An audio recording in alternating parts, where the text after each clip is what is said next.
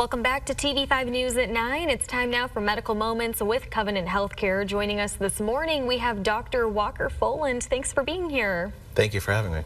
So May is National Stroke Awareness Month. Dr. Foland, as someone working in the emergency care center, tell us, what is a stroke and who does this typically impact? So a stroke can be many things. There's two major versions of it. There's bleeding strokes and then there's ischemic strokes. And that's when a clot can go to your brain and stop blood flow to the brain itself and cause neurons, which are the cells in the brain, to die. It can really affect anybody. It's more common the older you get, like anything else. With time comes greater risk. But it can affect, babies on up. Tell us, what are the signs and symptoms of a stroke that we can look out for? Right, so there's an acronym called BFAST, and it kind of helps people remember, ironically, what a stroke looks like. Yeah. And balance is one of them. Balance is signs or dizziness that can occur, that can be a sign of a stroke, sudden onset. E is for eyes or visions, and it's not normally just blurred vision, but cut vision. When vision is like, half your vision's black or a quarter of it is black, that can definitely be a sign of a stroke. F is for like facial asymmetry, so you can have issues with, a smile that's not quite symmetric. Now everybody has asymmetry to their face. That's a normal thing. But this is pretty noticeable. It is, yeah. It's mostly noticeable with a smile. So if you think there's something going on, you can ask somebody to smile for you, and you'll see that it's not going up on one side. That's a sign you need to come in right away. A is for arm or leg, and that means weakness. So if you're having weakness in the arm or leg, usually it's on the same side of the body. It doesn't have to be, but those are signs that you could definitely have an issue with stroke.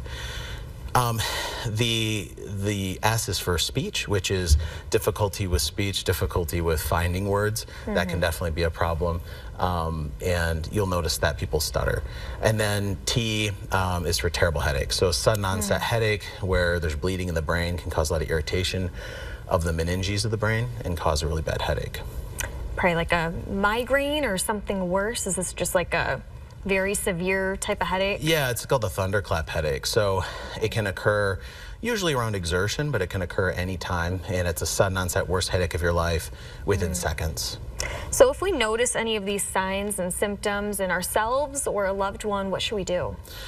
You should call 911 right away. If you think there's a stroke or a chance of a stroke, you have to get them in immediately to see a doctor to see the differences between, whether this is something else versus a stroke. And there's a lot of risk in that. You're losing 32,000 neurons per second, which is a lot of neurons going away very quickly. So you really need to get in fast. Kind of answered this already, but why, just once again, why is it so important to act quickly and not ignore these signs? Yeah, I mean, you have a timeline for this. So you've got between 3 and 5 minutes when a neuron doesn't have, or the brain cells don't have blood, 3 to 5 minutes, and they'll actually die, and that's the most dangerous part. And they don't come back once they die. Are there any factors that people should be aware of that could increase the risk for a stroke? Yeah, I mean, smoking, drinking, those are big ones. Hypertension. The recommendation really is to go to the doctor frequently, get checked out, make sure you don't have any risk factors for stroke. Anything else we can do to prevent a stroke? Any other good living tips we should stick by? Yeah, eat healthy, exercise, watch your caloric intake. You cannot outrun a bad diet. So what you eat is really the most important thing beyond exercise. They're both in conjunction great, but you really need to pay attention to what you're eating. Anything else you want our viewers to know when it comes to this topic? Just come in fast. If you see friends or family or anybody that's got signs of stroke, call 911, get them in right away. And why are you so passionate about educating people, especially on topics like stroke awareness?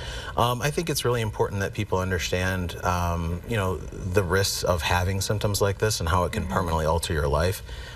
It's better if you can get people in early to get things taken care of, and it can permanently impact your life.